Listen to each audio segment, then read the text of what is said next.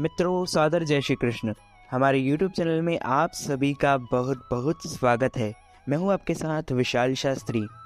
हिंदू धर्म में मकर संक्रांति का विशेष महत्व होता है। इसे उत्तर भारत समेत कई राज्यों में काफ़ी धूमधाम से मनाया जाता है। इस दिन लोग खिचड़ी का प्रसाद बनाते हैं। वहीं पवित्र नदियों में स्नान करने के साथ ही दान की परंपरा भी है।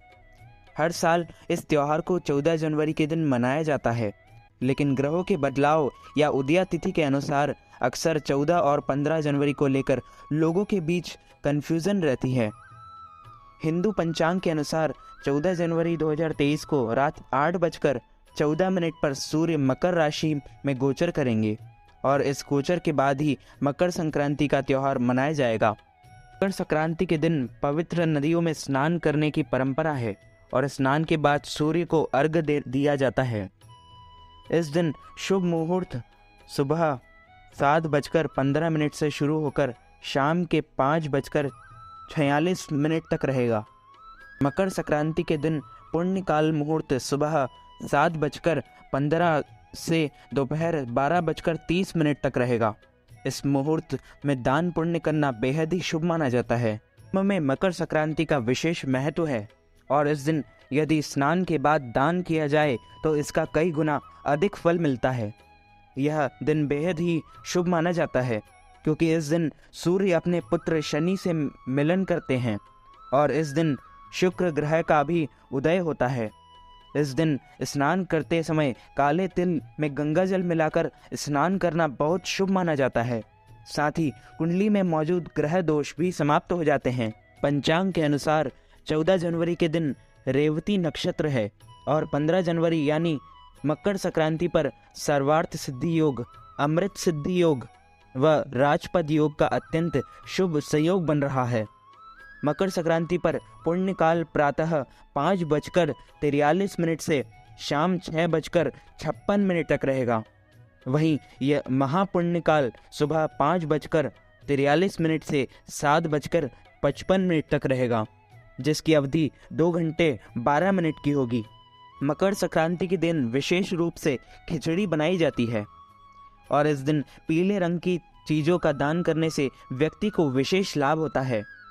इसलिए मकर संक्रांति के दिन किसी जरूरतमंद को गुड़, तिल अथवा चना दाल का दान अवश्य करें। ऐसा करने से व्यक्ति को जीवन भर लाभ मिलता है व उसके जीवन की सारी समस्याएं दूर हो जाती है। मकर संक्रांति पर खिचड़ी खाने की परंपरा देश के कई भागों में है, इसलिए इसे खिचड़ी पर्व भी माना जाता है। लेकिन एक मान्यता यह है कि रविवार के दिन खिचड़ी खाने से गरीब होते हैं। ऐसे में जब मकर संक्रांति पर 15 को मनाएंगे तो रविवार को खिचड़ी कैसे खाएंगे? इसके लिए एक उपाय यह है कि 14 जनवरी को मकर संक्रांति शाम में लग जा रही है। ऐसे में दोपहर के बाद से संक्रांति मान्य हो जाएगी। इसलिए 14 जनवरी को 12 बजे के बाद खिचड़ी बनाकर कुल देवी देवता को खिचड़ी का भोग लगा सकते हैं और खिचड़ी का प्रसाद ग्रहण कर सकते हैं। इससे शनि दोष भी आपके कटेगा और खिचड़ी की परंपरा भी निभा पाएंगे। 15 जनवरी को तिल गुड़ खाना उत्तम रहेगा। इससे सूर्य ग्रह की स्थिति अच्छी होगी और सूर्य के शुभ फल आपको प्राप्त होंगे। मकर संक्रांति पर गंगा अथवा पवित्र नदियों में डुबकी लगाना चाहिए अथवा जल में तिल और गंगा जल मिलाकर स्नान करना चाहिए। मकर संक्रांति पर जरूरतमंद लोगों को गर्म वस्त्र और कंबल दान करना चाहिए। बहुत फलदायी माना जाता है। इससे शनि देव का प्रतिकूल प्रभाव दूर होता है। मकर संक्रांति पर तिल और गुड़ के लड्डू दान किए जाते हैं।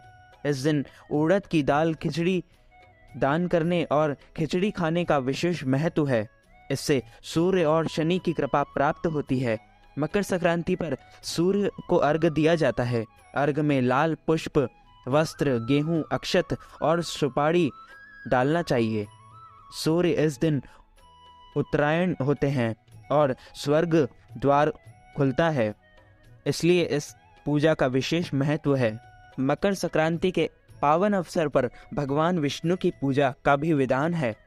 शास्त्रों और पुराणों में कहा गया है कि माघ मास में नित्य तिल से भगवान विष्णु की पूजा करने का वाला पाप मुक्त होकर मोक्ष को प्राप्त करता है। अगर पूरे महीने तिल से नारायण की पूजा नहीं कर पाते हैं तो मकर संक्रांति के दिन नारायण की तिल से पूजा करनी चाहिए। घी का दीपक जलाकर भगवान के सामने प्रार्थना करें कि जाने अनजाने हुए पापों से मुक्ति प्रदान करें। मकर संक्रांति पूजा के बाद प्रसाद अवश्य पावें। इस दिन श्री नारायण कवच, आदित्य हृदय स्तोत्र और विष्णु सहस्त्र नाम का पाठ करना चाहिए। इससे बड़ा ही उत्तम माना गया है।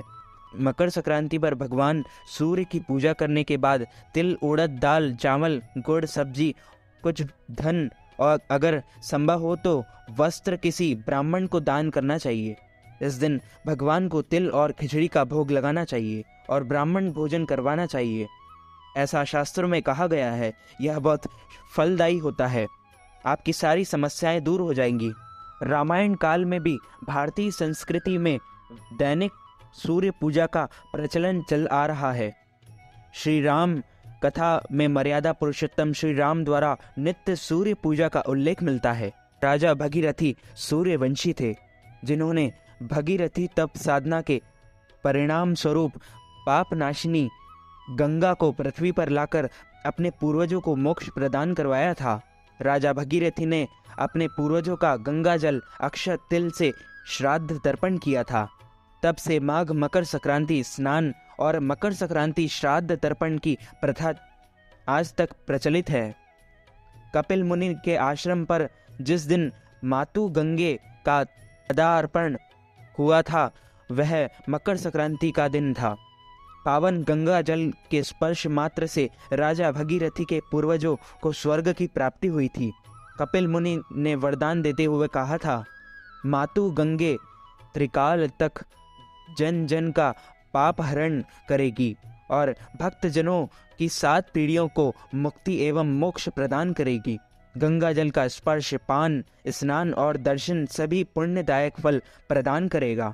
महाभारत में पितामह भीष्म ने सूर्य के उत्तरायण होने पर ही स्वेच्छा से शरीर का परित्याग किया था। उनका श्राद्ध संस्कार भी सूर्य की उत्तरायण गति में हुआ था।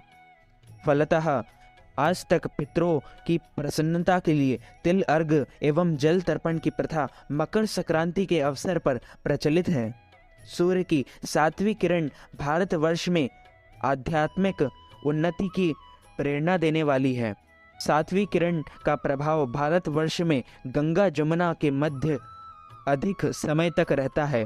इस भौगोलिक स्थिति के कारण ही हरिद्वार और प्रयाग में माघ मेला अर्थात मकर संक्रांति का पूर्ण कुंभ तथा अर्घ कुंभ के विशेष उत्सव का आयोजन होता है। सूर्य के उत्तरायण होने के बाद से देवों की ब्रह्म मुहूर्त उपासना का पुण्य काल प्रारंभ हो जाता है। इस काल को ही परा अपरा विद्या की प्राप्ति का काल कहा जाता है। इसे साधना का सिद्धि काल भी कहा जाता है। इस काल में देव प्रतिष्ठा, ग्रह निर्माण, यज्ञ कर्म आदि पुनीत कर्म किए जाते हैं। मकर संक्रांति के एक दिन पूर्व से ही व्रत उपवास में रहकर योग्य पात्रों को दान देना चाहिए।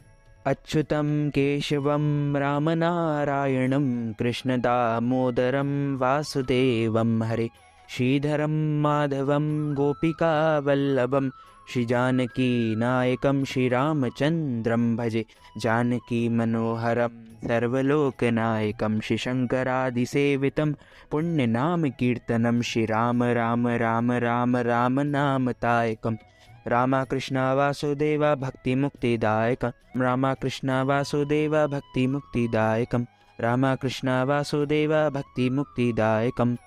मित्रों, इस दिन आपको लोहे का दान नहीं करना चाहिए, प्लास्टिक का दान नहीं करना चाहिए, एल्यूमिनियम का दान नहीं करना चाहिए या झूठे भोजन का दान भी नहीं करना चाहिए एवं किसी को चाकू का दान बिल्कुल नहीं करना चाहिए। किसी धारदार वस्तु का दान बिल्कुल नहीं करना चाहिए।